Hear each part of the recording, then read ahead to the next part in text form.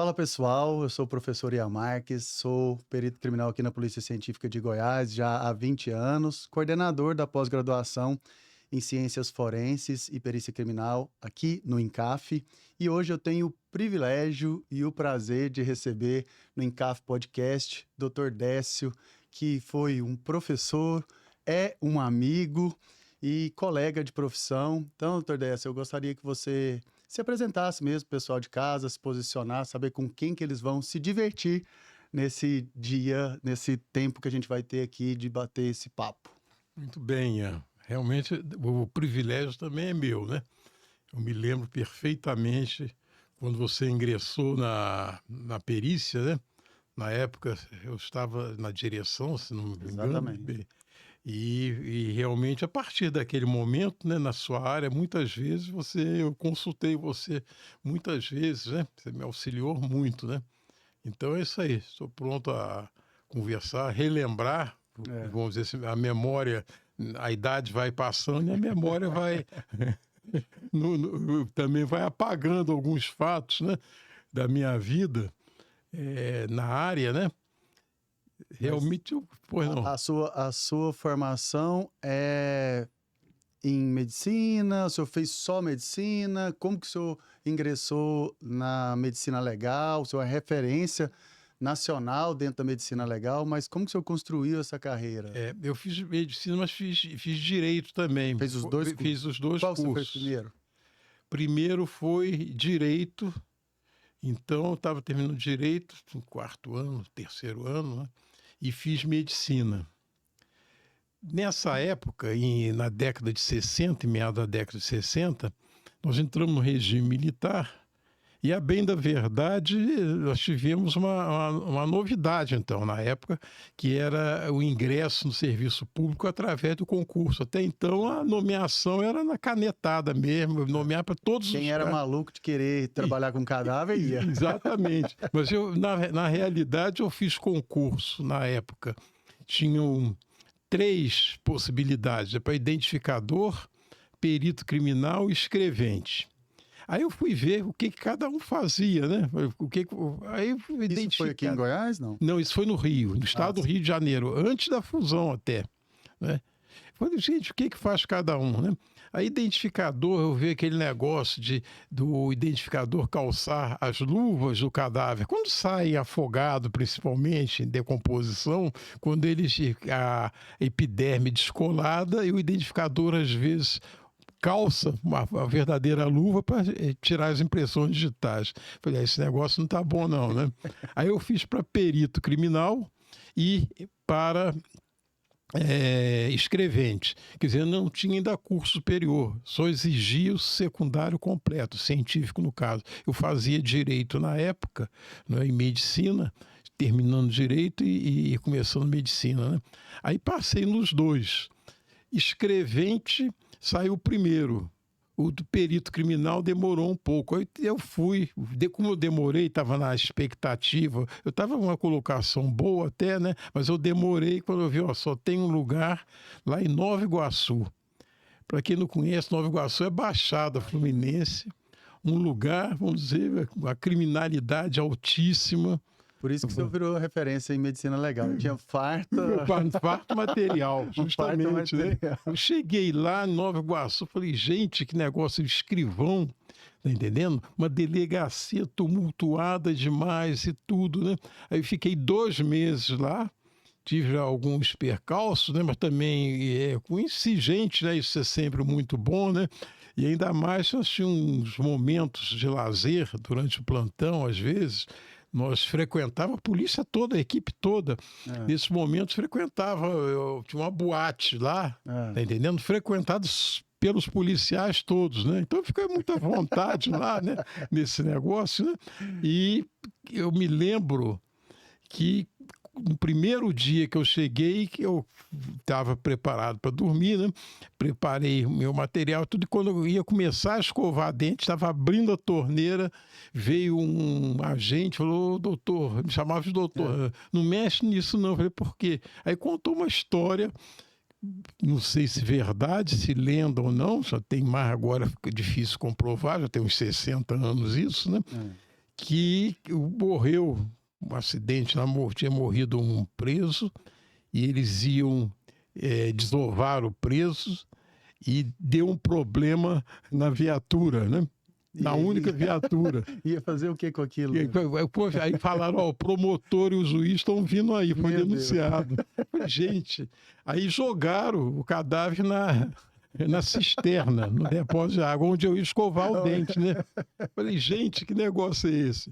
E aí eu tive que sair, vestir a roupa toda e comprar água mineral para poder usar. Eu não sei se é lenda ou não, ou foi trote, alguma coisa, mas é bem verossímil, conhecendo lá como é que era o trabalho em Nova Iguaçu. Os policiais lá eram realmente aquilo que nós chamávamos de barra pesada, para enfrentar aquela criminalidade e tudo, né? Aí saiu a nomeação do perito criminal. Sim. 2 meses depois, em 66. E assim fiquei com um perito de 66 até 79. Nesse período de fusão, eu acabei também trabalhando no Rio de Janeiro, mas aí já era como médico legista.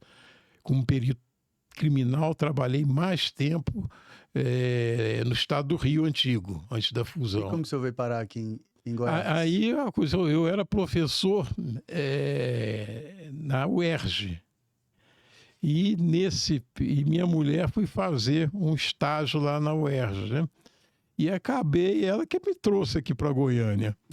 Curiosamente, o meu sogro, seria meu futuro sogro, era legista também, inclusive dá um nome ao médico legal hoje. O médico legal se chama Aristoclides Teixeira. Sim, sim. Então foi uma coincidência, nada, que eram poucos. O legista aqui em Goiás são pouquíssimos. Inclusive uma curiosidade, o primeiro concurso que ocorreu em 66, quer dizer, era o regime governo militar, foi quando começaram os concursos, né? Quando eu vim para Goiânia, também foi o primeiro concurso de medicina legal. Foi uma boa oportunidade, né? Então eu fiz o concurso aqui, fui bem sucedido, né? Mas só tinha vaga para Anápolis. Fiquei um tempo lá em Anápolis, né?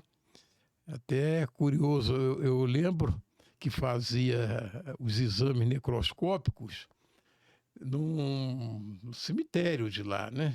Se à noite a gente... Por falta de estrutura. Falta de estrutura, né? Então, não sei, eu me lembro muito, eu faço muita ligação, correlaciono muito com o filme, eu sou um cinéfilo, vamos dizer assim, né? Então tem aquele filme A Múmia, não sei se alguns assistiram, Sim. que tem aquele enxame de besouros, né?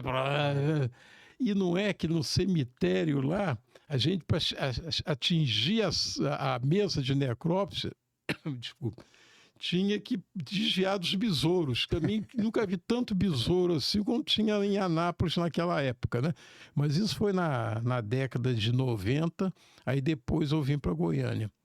Mas voltando à época no Rio de Janeiro, então eu trabalhei no estado do Rio, teve casos de repercussão, teve repercussão até mundial, mas agora o tempo apagou os vestígios, né, do caso. Nós tivemos um caso famoso das máscaras de chumbo, que 2 cadáveres apareceram no Morro em Niterói, e tinha umas máscaras de chumbo, eles mexiam em eletrônica, alguma coisa assim, então não se conseguiu constatar a causa-morte. Eu fui como perito, aliás, assinei como segundo perito, como perito relator, né? Então, as especulações vieram mesmo e até hoje não se sabe a causa, né? Eles já estavam em decomposição. Eles foram encontrados com... Encontrados, não tinha ao lado deles a máscara. Talvez no processo de decomposição, quer dizer, a fase gasosa, o cadáver aumenta de volume, talvez a máscara, que não prendia muito bem, tenha caído assim ao lado dos corpos, né? Então, eu me lembro desse caso perfeitamente. Depois trabalhei também São Gonçalo, Araruama. Então, eu percorria só no estado do Rio, até que acabei indo para Afrânio Peixoto, que foi realmente uma escola, né? O Afrânio Peixoto é o nome do IML do Rio de Janeiro. Do Rio de Janeiro. Um movimento muito grande. Chegava assim, eu tirava plantão sábado porque de segunda a sexta eu trabalhava na universidade e à tarde na PM. Eu era PM também, médico da Polícia Militar. Sábado eu tirava o plantão. Então, todos os corpos que entrassem depois das 20 horas de sexta-feira em diante, já era do plantão de sábado. Era comum chegar lá, ter 20, 25 cadáveres. É mesmo, eu ia te perguntar isso, assim, por curiosidade. Qual que seria uma média de corpos examinados num plantão? Lá chegava 30. Mesmo? Muita coisa. Quando chegou aqui, eu me lembro, segundo, aqui eu não recordo disso, um auxiliar que trabalhou comigo quando eu vim de Anápolis para Goiânia, falou: doutor, lembro que o senhor, quando fez o primeiro plantão, fizemos 23 num dia. Eu falei: eu não me lembrava que 23 era a rotina minha, né? E é curioso que tinha uns casos, por exemplo, eu até vinha saber disso depois, né? Eu faço muito cruzeiro, viajo muito, e sempre tive aquela curiosidade, o que fazem. Você sabe, nos cruzeiros marítimos, às vezes fica 10 dias no mar, sem contato com a terra, e vamos dizer, e os passageiros, em grande maioria, são muito idosos. É verdade. Falei, você tem um navio com 3.000 pessoas, 90%, então vai morrer alguém. Qual o destino que eles fazem com esses caras? Não é se vai acontecer, é quando vai acontecer. Né? Nas travessias parece que são 15, né? Travessia que sai aqui, às vezes, da América do Sul e vai para a Europa. Geralmente 15 dias, 14 dias. Exatamente. Eles fazem parada, mas eu já fiz travessia saindo de Vancouver, no Canadá, até Yokohama, no Japão. Foram 10 dias de mar. Direto, né? Mas e aí o que faz com Não, aí que eu descobri, né? Quando eu cheguei numa manhã, tinha um cadáver, foi até um navio mercante, não era de passageiro, era um tripulante. O cara parece que infartou, e eles colocam no depósito de alimentos. Ele estava congelado, o cadáver. Não deu nem para fazer a necrópsia, não consegui fazer pela manhã. Que chegava à tarde, vinha um colega. Agora que eu entendi. Então você não estava no navio, não foi num dos cruzeiros. Você estava no IML. Recebeu um corpo de um navio. De um navio. Entendi. E o cadáver estava congelado. Né? Como não temos, vamos dizer, micro-ondas e tal, descongela e tudo, né? Aí o outro que acabou fazendo. Passou por outro plantão até descongelar. Então, até hoje, quando eu já fiz uns 14, 15 cruzeiros de rio, de mar, em tudo quanto é lugar. Só Caribe fui umas 3 vezes. Né? E eu sempre com essa dúvida, né? Eu me lembro que tinha uma cabine ao lado da nossa, um camarote, tinha um velhinho que sempre saía. Eu não vi, eu perguntei à comissária, a concierge, a recepcionista, falei: o velhinho que estava lá, morreu? Ela: não, doutor, não morreu, não. Eu já queria saber, né? Entendi. Que fica no depósito. Mas será que não tira de helicóptero? Não, né? Não tira. É muita grana. Inclusive, é isso que me deu até um certo medo, que eu não tinha pensado até então. Se a pessoa, numa travessia dessa, longe, não dá para chegar, tem alguns dias para chegar num porto seguro, vamos dizer assim. Se tiver um problema médico, cirúrgico, por exemplo, ele está perdido. Se é apendicite agudo, ele vai passar. Falei, não tem jeito. Eu até falei, o próximo cruzeiro que eu fizesse prolongado, ver se eu levo um colega de turma que seja cirurgião, né, que ele faça cirurgia à base da faca, né? Tem médico no navio, mas geralmente não estão preparados para isso, né? Médico, dentista e tudo, né? Intervenção. Doutor DS, eu vou desviar um pouco o foco, mas para a gente voltar depois, que eu sei que o pessoal de casa adora essas histórias relacionadas a cadáver e tal, porque o cadáver desperta a curiosidade e a repulsa, né? Essas duas é algo que acaba pegando a atenção mesmo das pessoas por si só. Mas para aqueles que não conhecem a carreira de médico legista, nem só de cadáver vive o médico legista, né? Que tipo de exame, para o pessoal de casa se posicionar, um médico legista faz que não seja só a necrópsia? Sim. Quando eu estava no Rio, que seria Guanabara, depois da fusão, tinha setores. Setor de necrópsia, setor de laboratório e de exames clínicos. Aqui, os legistas fazem tudo, quer dizer, então nós temos lesões corporais, tá entendendo? Isso que vai materializar, vamos dizer, dar subsídios para a justiça, então... Isso no vivo. Isso no vivo. Exame de conjunção carnal, exame vamos dizer, dos crimes sexuais também examinamos, nesses casos, caso de estupro.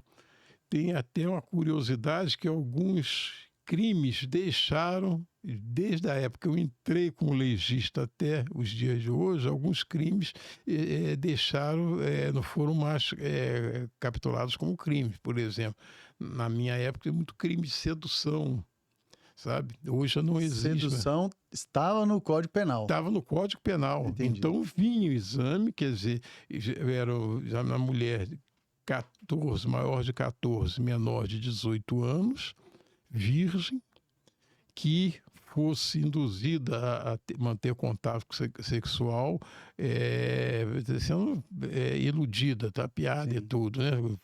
Então, na boa fé. Então tinha que ter essas condições, a idade, a virgindade e a inocência também. Então eu acho que hoje não existe mais inocência, então a gente não faz exame.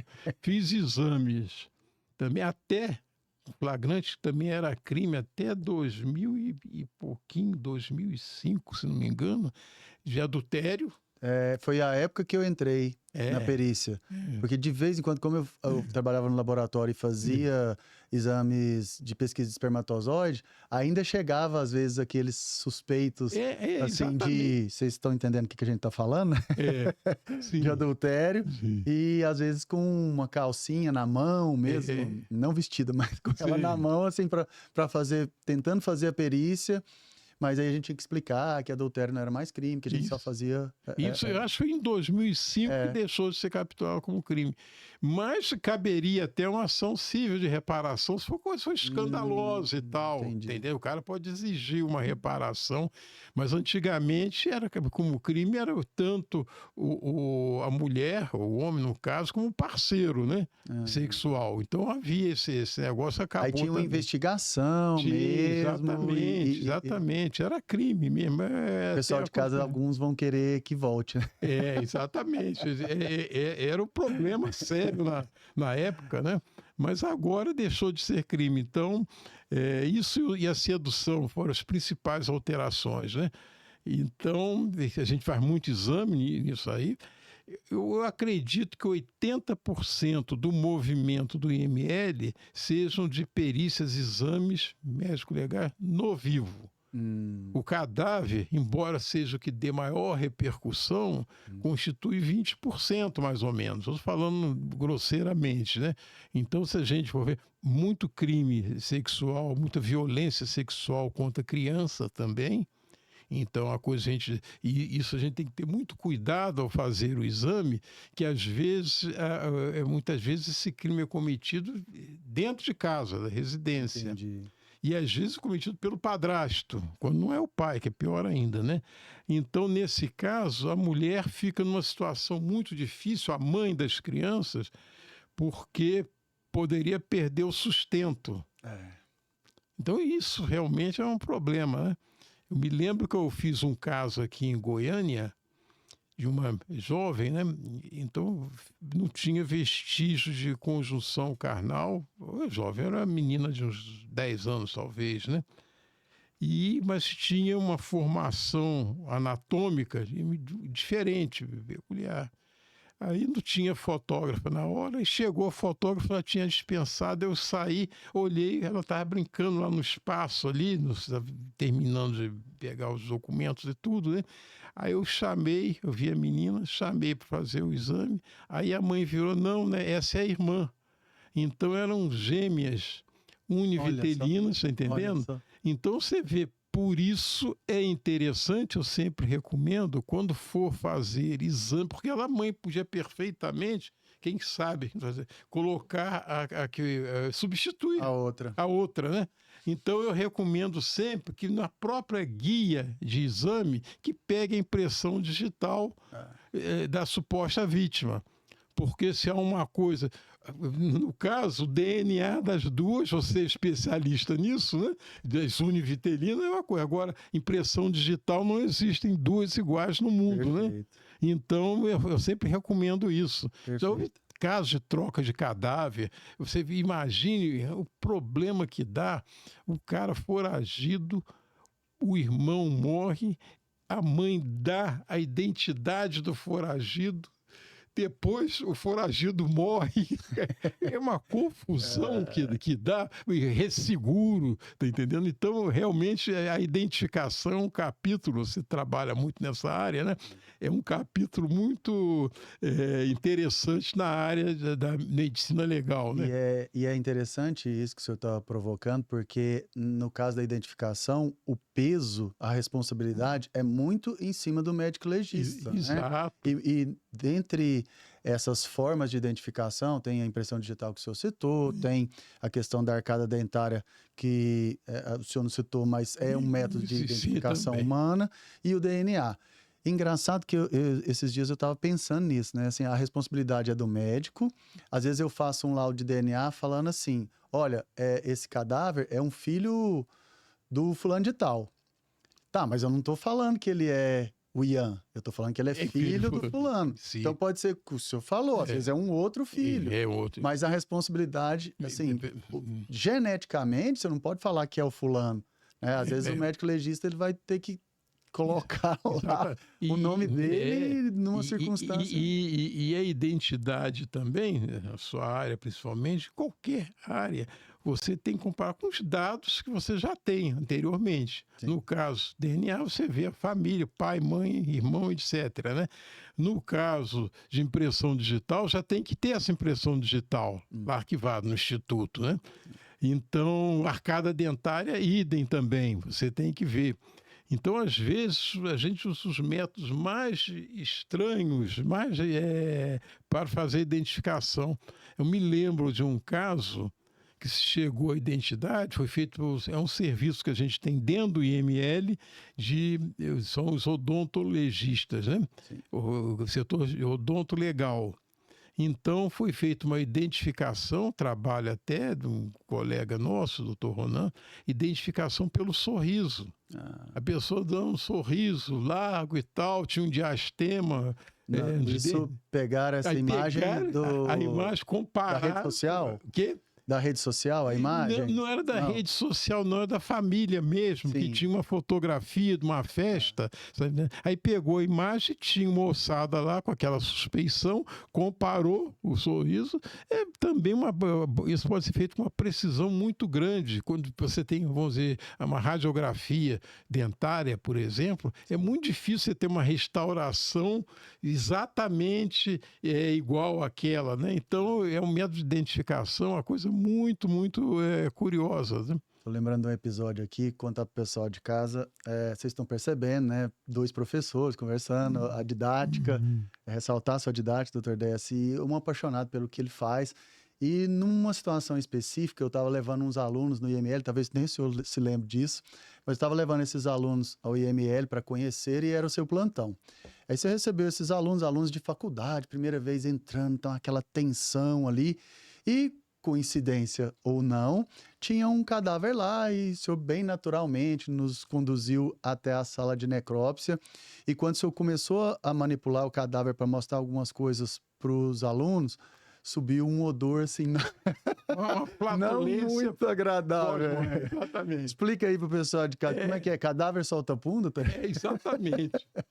Nesse momento, não sei se eu já fiz isso algumas vezes, que eu gosto de fazer pegadinha com os alunos, principalmente, né? Às vezes, quando está despindo o cadáver, lavando, às vezes espirra água, aquele negócio todo. Você, quando os auxiliar um pouco relaxados, jogam jato d'água em cima de você. Eu costumo dizer que os alunos são meus EPI, equipamento de proteção. Eu fico atrás deles. Entendi. Depois Pega neles primeiro. Depois... Aí eu chego, eu falo assim, quando houve um problema desse, uma flatulência, um pum, vamos dizer, e vem aquele cheiro, eu, com os alunos tudo em cima e tal, eu viro assim, pode ser o cadáver, mas pode ser, então eu queria que todos, muito sério, todo sério, eu quero ver se alguém está com a mão amarela aí, aí que eles caem em si, né? Entendi. E é uma coisa, você lembra lá no IML também, falar em mau cheiro, né? no IML tinha uma sala dos cadáveres em putrefação, Hum. não é? Então também uma turma de primeiro dia, tá entendendo? Falei, vocês vão entrar? Eu não entrei, né? Na sala. Eu falei assim, eu vou passar o plantão quase todo, cheio de mosca varejeira, esse negócio todo, né? Eu falei, vocês vão fazer o seguinte, sem a minha presença lá, vai entrar de 2 em 2, de 3 em 3, olhar o cadáver ele com aquela fase já gasosa, tudo enorme, já saindo, já com larvas e tudo, né? Vocês vão entrar, ver bem, examinar e ver e fazer a descrição para mim. Não é? E assim foi feito, né? Então, cheiro terrível. Uma coisa curiosa é que esse cheiro fica impregnado. No caso, essa turma tinha, vamos dizer assim, de 12, parece, 12 alunos, 8 eram mulheres, sabe? Tudo cabelo grande, tudo. Por isso eu sempre, antes de começar, eu sempre faço recomendação, ó, levem touca, levem Vic Vaporub e tudo. Mas eles, sabe, no primeiro dia, eles foram, não tinha nada disso, né? Quando saiu, aquele cheiro, ele entranha no cabelo da pessoa. A pessoa não sente, acostuma. Quando sai, terminou a aula, então eles depois me relataram isso. Eles pegaram o carro, né, foram 4 no carro e viram um colega deles, já chegando perto da faculdade, viram assim na rua, fulano, quer uma carona e tal, quero. Entrou, o cara falou, mas que mau cheiro, cheiro de podre. Eram as meninas. Eu falava, ó, o dia que vocês quiserem desmanchar um namoro, um noivado, alguma coisa, é só entrar aqui que ninguém suporta. Realmente é um cheiro. Vai ver o quão pouco a gente vale, né? Depois chega isso. A minha mulher, eu falei assim, isso é a melhor propaganda para crematórios, sabe? Se a pessoa vê como é o destino nosso, né? Em que nós transformamos, né? Quer dizer, nosso corpo, como dizia Machado de Assis e Augusto dos Anjos, nosso corpo entrega aos vermes, né? Eles que vão fazer... Literalmente. Literalmente, exatamente, literalmente. Então,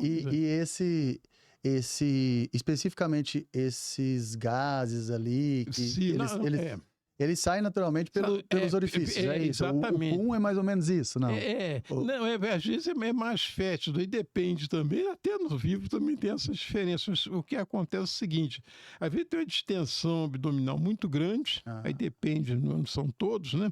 E como existe na morte, há um relaxamento dos esfíncteres, sabe? Então pode ocorrer, mas não é assim tão frequente, sabe? Entendi. Eu já vi cheiros, vamos dizer assim, eu usava até um termo, nauseabundo, parece uma coisa meio trocadilho, né? Nauseabundo, né? Então eu me lembro de casos, casos de morte lá, isso na de peritonite. Eu pensei que a mulher, era um sexo feminino, estivesse até grávida. Na hora que abriu aquela distensão, eram gases, e já com peritonite, mas a sala ficou de uma maneira que nós tínhamos que sair. Falei assim, ó, vamos fazer o seguinte, acendi cigarro, quem fumar, fuma aí, acende fósforo. Porque vai queimar os gases e vai aliviar um pouco. Vai aliviar um pouco. Então, realmente existe isso, né? E são umas necrópsias, Ian, que a gente tem que ter muito cuidado de cadáver em putrefação. Porque a gente não pode fazer, já vi, infelizmente... alguns colegas já fizeram, chamam de telenecrópsia, né? Seria uma necrópsia à distância. Entendi. Fala para você, vai lá, vê o que tem entrada, tem saída, enfim, e às vezes não dá. E então, eu tive um caso, lembrando agora, né? Um caso de um homicídio, o cara preso, o autor. Eu examinei, o cara já estava em decomposição, então estava fase gasosa, tá entendendo? Todo estendido, eu virei de um lado, virei para outro, já estava anoitecendo e tudo, e não achei nenhum ferimento. Falei, que foi isso? Foi traumático e tudo. Aí eu ligo para a delegacia, isso perito, eles têm que fazer sempre, tem umidade. Liguei, falei com o escrivão, e o cara estava preso lá e tudo, né? Acho que ainda estava prestando depoimento, não sei. Eu pergunto o que ele usou para matar o cara, que eu não estou vendo nada assim, e fora o tegumento dele, a pele, livre, né? Só com aquele livor, que são as manchas do cadáver que aparece, e aumenta e faz gasosa também, né? Aí o cara perguntou, falou, eu usei uma alavanca. Alavanca, se é uma alavanca, uma extremidade tem uma ponta e outra tem uma pá, feito uma raquete, né? Eu falei, isso realmente é um agente vulnerante se ele usar a ponta, Entendi. não entendendo? Ou se ele bater no crânio. Então, o que houve aí? Foi olhar e falei, vou ver esse pescoço do cara, que estava inchado, estava com livores, que são as manchas cadavéricas que ocorrem, na decomposição também ficou mais acentuado, e os auxiliares já tinham saído para jantar, tomado banho e tudo. Falei, gente, eu pedi para refazer a necrópsia, é terrível, né? Aí chegou a noite, para ficar na par da noite, um colega que já foi até auxiliar, doutor Chadu, Jorge Chadu, grande amigo, né? O Chadu, vou te pedir um favor. Ele muito prestativo. Você vai dar uma de auxiliar, vamos fazer reabrir esse cadáver. E não deu outra. Na hora que abriu, foi no pescoço e o esmagamento, traqueia, laringe, aquilo tudo foi afundado. Aí eu botei, por isso é interessante a gente ter o cuidado de relatar, embora o agente vulnerante, no caso, a alavanca, fosse capaz... Ele usou da maneira que produzisse o menor dano possível. Ele usou a barra. Fosse dar no peito. Só que o cara deu um azar que, em vez de pegar no peito, talvez no máximo fraturava a costela, alguma coisa assim, pegou no pescoço. E o cara morreu asfixiado. Olha que só. seria até uma condição, vamos dizer, um agravante até para o crime dele. Então, isso eu já vi algumas vezes. Já vi caso de lesão corporal que já estava sendo classificado, quer dizer, como tentativa de homicídio. O cara usando aquela cunha, é feito com aquele que corta, feito um Cutelo. o cutelo, justamente, o cutelo. E a gente observou que ele tinha 2 cuteladas no tórax, mas com a parte não cortante, de lado. Cabo. Não, com cabo, não, de lado. Não cortante, entendi. Exatamente. Bateu 2 vezes. Então, eu fiz questão de dizer que não houve, nós chamamos isso, em direito é usado, animus necandi. O que significa isso? Vontade de matar. Tinha, sim, animus ledendi, vontade de lesar. Então, lesão tira aí o caso de tentativa de homicídio. Isso muda a vida do cara. O juiz vai levar em consideração o seu laudo para direcionar a pena, né? O próprio Ministério Público já modifica, já faz uma denúncia voltada para lesão corporal. Por que eu faço esses 2 casos? O que significam? Os agressores eram pessoas absolutamente desprovidas de recursos. Não ia ter como... Está entendendo? Um safado da situação. Então, provavelmente, ficar ou homicídio doloso, o cara ia pegar, ou então a tentativa de homicídio também. Quer dizer, ia ficar uma coisa muito ruim para eles. Sim. Isso é um auxílio que a gente dá botando a verdade, expondo a verdade. Está entendendo? Dr. Déz, consumir nas redes sociais, o senhor vai atuar aqui para a gente como tem um quadro num desses programas de televisão que é o detetive virtual. O detetive virtual é quando você assiste um vídeo e vai ver se aquilo é verdade ou se não é verdade. Tem um recente agora que viralizou um vídeo que não sei se no IML ou em uma funerária, alguma clínica funerária, alguma coisa desse sentido, porque as pessoas agora, tudo está sendo filmado, né? Então tinha uma câmera dentro e ele estava ali manipulando o cadáver. De repente o cadáver meio que levanta a mão, mexe o braço, alguma coisa nesse sentido. O cara fica desesperado, vai no celular de novo. Então assim, cadáver mexe? Nós tivemos um caso... Existe essa possibilidade? Eu estou tendo... Aninha, lembrei. Eu, quando em Niterói, morava, na verdade, em São Gonçalo, que é um município vizinho, né? Então, tinha uma menina muito bonita, de 15, 16 anos, morena, com um olhão verde, coisa linda assim. Era muita areia para o meu caminhão. De repente, quando eu chego na casa do meu primo, que era vizinho dela e tudo, só porque a Aninha morreu. Tomei um susto. E ver aquela história de que ela tinha se mexido. Tá entendendo? Eu, pessoalmente, nunca vi. Tem casos relatados, chama de morte aparente. Quer dizer, de fato, como o nome diz, não houve morte, sim aparente. A pessoa fica num estado, vamos dizer, quase como se fosse hibernando, sabe? Batimentos cardíacos tão discretos que não dá para perceber na ausculta, né? Esses casos são raros, tem casos aparentemente documentados com o caixão arranhado e tudo. Eu costumo dizer o seguinte, eu tenho absoluta certeza que comigo nunca aconteceu um caso desse. Por quê? Porque a morte, nós temos o diagnóstico feito por sinal. Temos chamados sinais imediatos, que é parada cardiorrespiratória, relaxamento muscular, isso tudo. Pode existir, já tem casos, esses sinais imediatos tapearem. A pessoa tem alta probabilidade de estar morta, mas não é certo. Entendi. Mas tem os sinais, chamam de consecutivos de morte, que é a rigidez, as manchas, os chamados livores, resfriamento intenso, isso tudo. Esses sinais imediatos, aliás, mediatos ou consecutivos, aparecem depois de 5, 6 horas. Então, se tiver esses sinais, nos dão a certeza absoluta da morte. Então, não existe isso. Claro que tem os tardios, mas tardio ninguém vai esperar começar a putrefação para chegar a essa conclusão, não é? Mas é uma coisa que já havia alguns relatos. Inclusive, eu lembro de um caso que aconteceu lá no Rio, na Frânio Peixoto. Isso é descrito por um grande legista, amigo meu e tudo, Roberto Blanco, né? Ele se aposentou, até fez concurso para delegado, passou para aposentar com um salário melhor, né? Mas isso foi relatado, o Rabecão no Rio sai e vai... Rabecão é a viatura, É a viatura e pertence não à Secretaria de Segurança, pertencia de Secretaria de Transportes, né?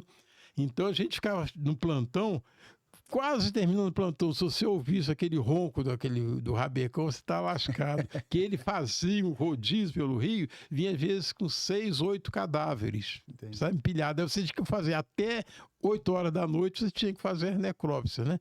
Então tem um caso de um recém-nascido, morto aparentemente, e foi um dos primeiros. Quando colocaram na mesa de necrópsia, não sei se no livro do Higino, professor Higino, foi meu contemporâneo também, tem isso, né? Quando colocou na mesa de necrópsia aquele frio, né, que é de inox e tudo, e o neném lá, o prematuro, mexeu o seu movimento. Eles mandaram para o Souza Guiar, que ficava perto, e sobreviveu algumas horas. Então, talvez, se fosse logo atendido, certamente ficou trancado num lugar com outros cadáveres e tudo empilhado ali. Então, é uma coisa que pode acontecer, né?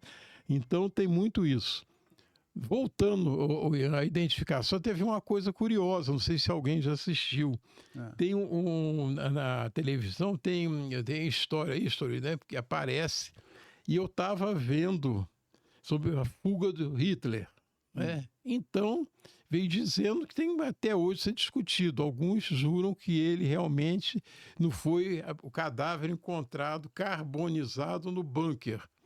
E nós sabemos que quem chegou no bunker, recolheu o cadáver, isso tudo, foram os soviéticos, os russos. Os americanos não entraram lá em Berlim, nessa história, né? Então eles têm uma fotografia de um cadáver carbonizado, a história é essa, que eles jogaram gasolina e carbonizaram o cadáver, e depois tem uma exposição lá em Moscou, um crânio que supostamente seria daquele cadáver, sabe? E segundo, estava comentando, uns médicos americanos que só que não tiveram acesso, os russos não permitiram acesso ao crânio, mas tinha um ofício de entrada no crânio, que é a história que o Hitler o cianeto de potássio, cianureto, e ao mesmo tempo desferiu um tiro na têmpora, então ele teria tomado e atirado, né?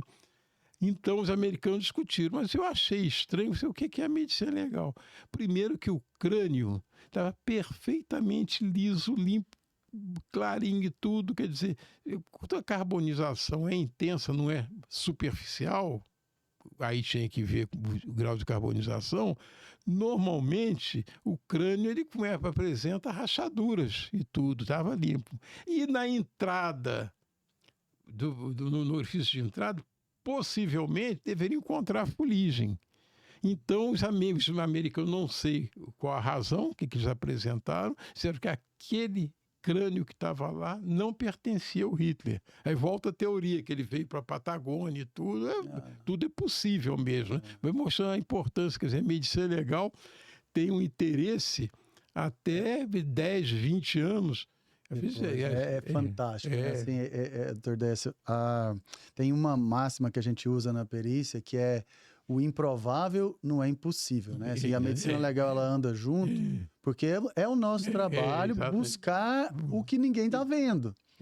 Muitas vezes tem um exemplo de suicídio, chama muita atenção das pessoas, aquele mascarado, ou um homicídio mascarado de suicídio, ou um suicídio não clássico.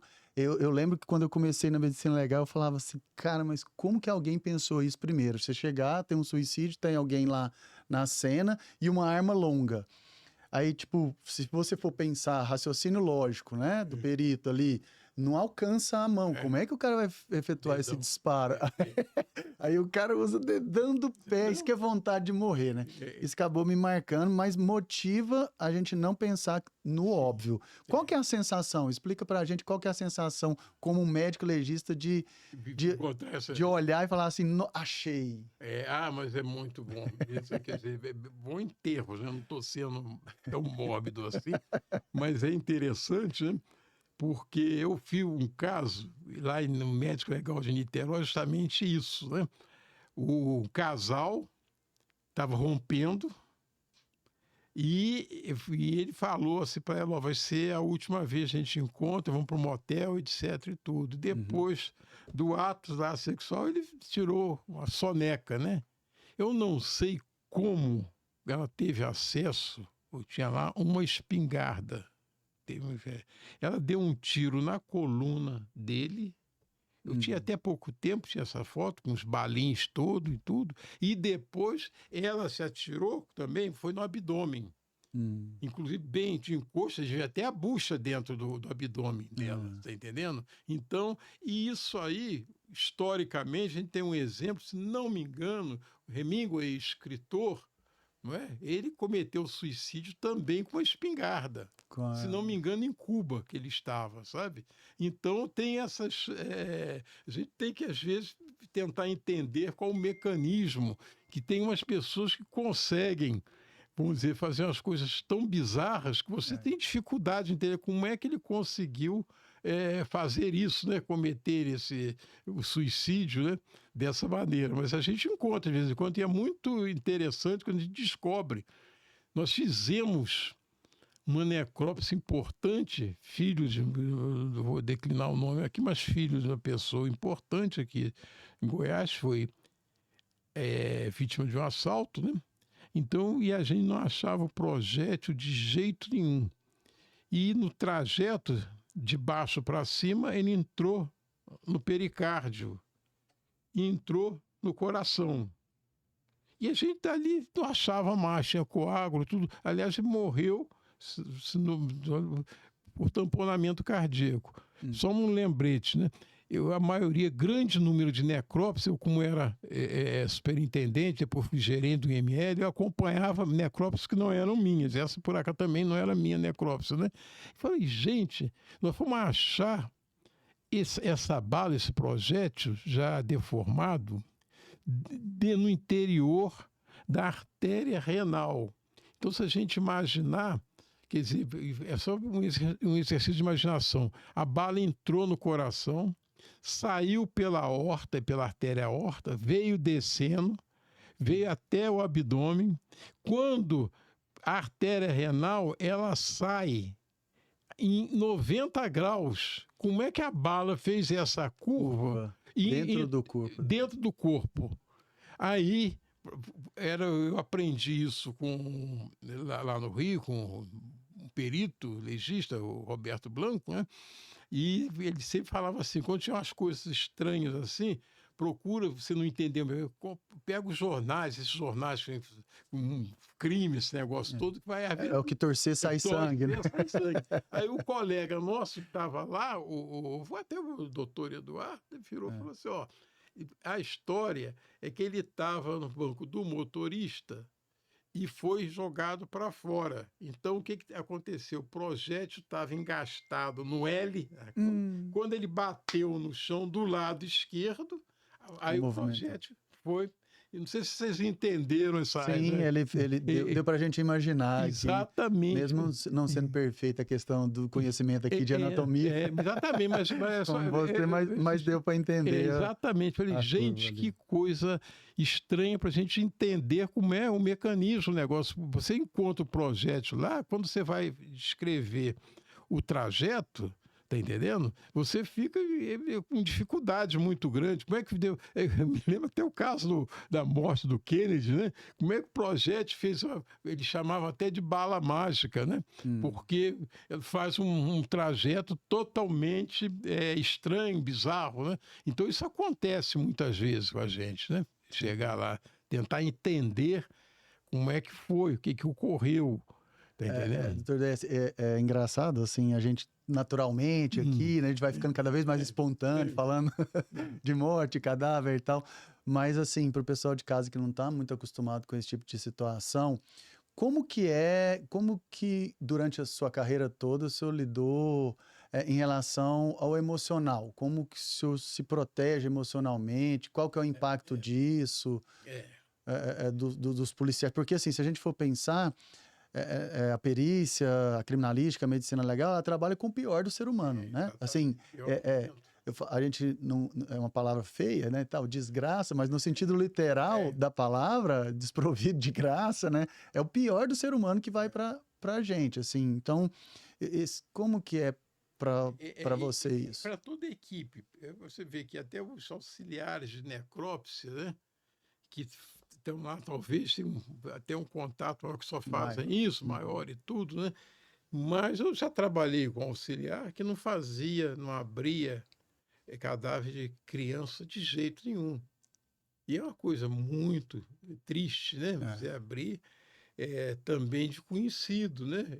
Felizmente eu tive pouco contato, e inclusive conhecido meu, isso quando eu estava lá em Niterói, no estado do Rio, que foi feita a necrópsia, eu não sei se eu que fiz ou se acompanhei, tá entendendo? Mas não o reconheci, porque já estava em decomposição. Depois fui saber que era um conhecido que andava comigo, saía e tudo.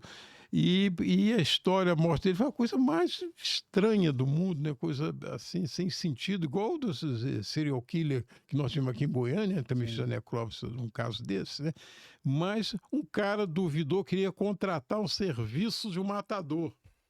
Aí o sujeito contratante virou assim: você não tem coragem de matar ninguém.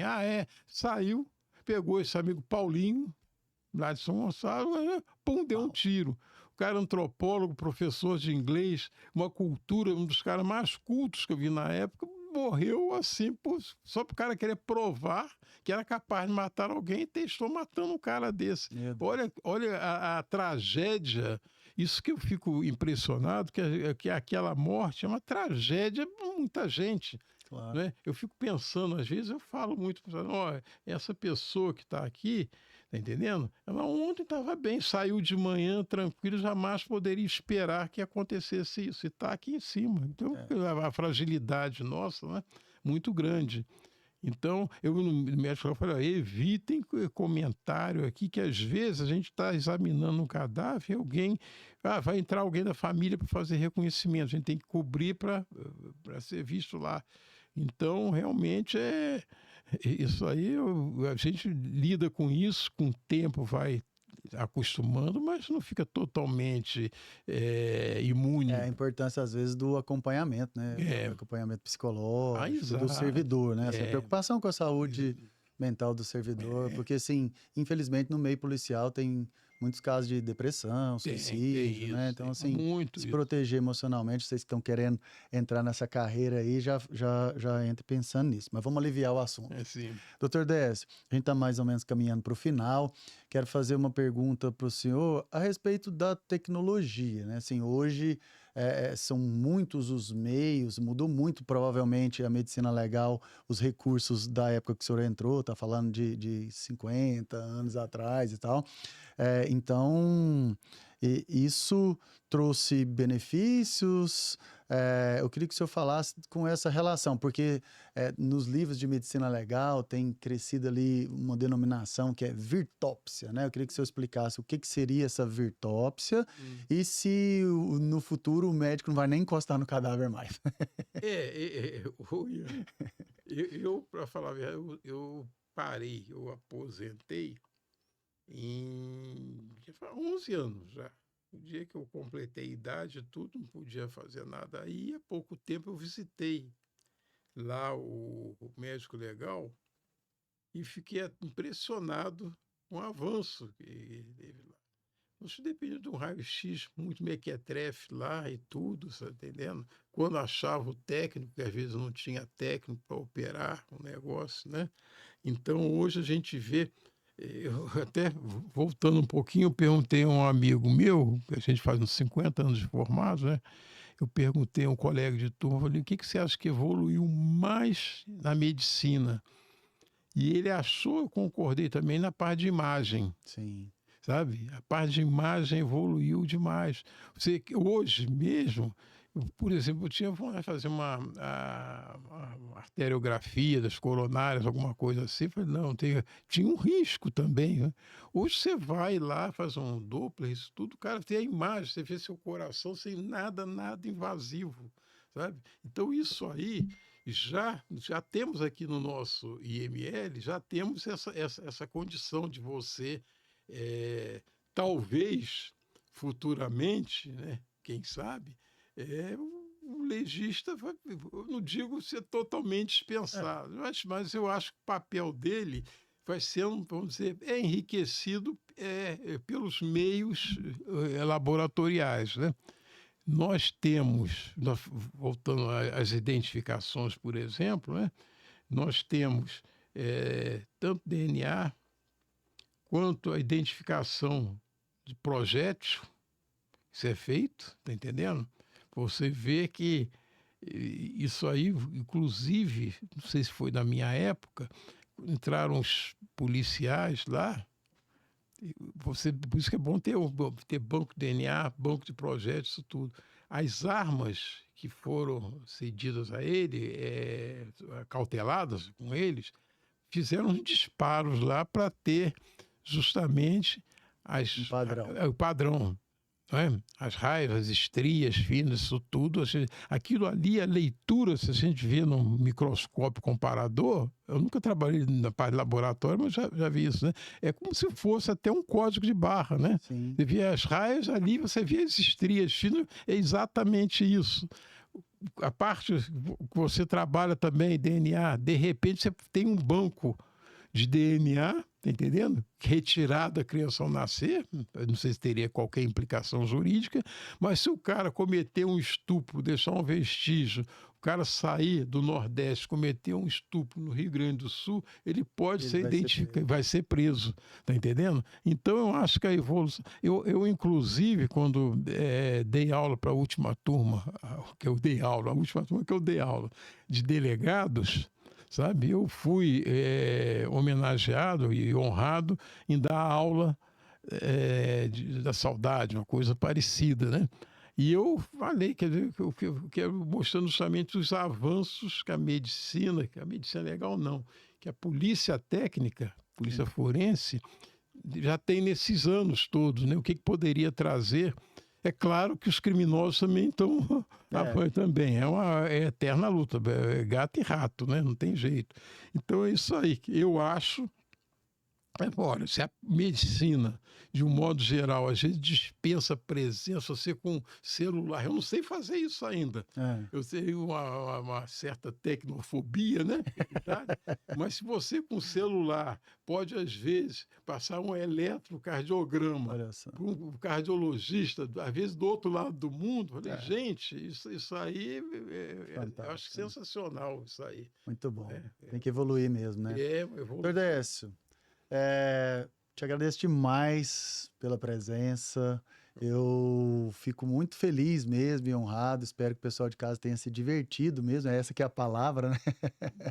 Com esse bate-papo aqui. Eu vou deixar um espaço para o senhor fazer as considerações finais e dar um conselho falando para o pessoal de casa, aqueles que estão começando dentro dessa carreira, que querem fazer um concurso para perito criminal, para médico legista ou ingressar nessa carreira de ciências forenses, que dentro dessa caminhada, que se eu pudesse dar um conselho ou falar da profissão, é isso. Eu costumo estimular muito as pessoas a entrarem, vamos dizer, na área da polícia científica, sabe? Primeiro que o lugar, a gente trabalha, os legistas, a gente trabalha junto com os peritos criminais, então é uma verdadeira universidade. Nós temos várias formações na área de biológicas, tá entendendo? Na área de exatas também. Então você sempre está trocando ideias e aprendendo. Eu acho isso aí sensacional. Eu recomendo muito. Então, e o perito, de um modo geral, eu não cheguei a comentar isso, tem aquele só dos três macaquinhos, né? Hum. Nada ouço, nada vejo e nada falo, com as mãos aí. No caso nosso, dos peritos legistas, peritos de modo geral, vale uma coisa, nada falo, tá entendendo? Porque você às vezes precipita em falar alguma coisa, você acha, principalmente quando sai, às vezes uma ação, o perito quando vai ao local, você às vezes chega a uma conclusão apressada, depois você vai pensar direitinho, não é nada disso.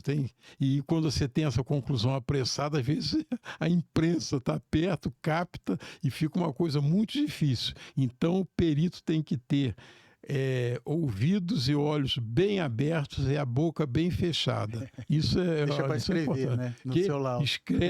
deixa para escrever, só comenta no laudo que vai para os autos. Que, aliás, é muito importante, porque se você conversar com qualquer juiz ou promotor e tudo, ele diz que quando chega o inquérito policial e vai para a justiça, só os laudos periciais que são levados em consideração. O resto tudo é refeito. Os depoimentos, tudo isso. Então a importância do nosso trabalho, a grande importância é essa, né? Muito bom. Então é isso, pessoal. Muito obrigado pela sua presença, pela paciência e a gente se vê num próximo episódio do Encaf Podcast.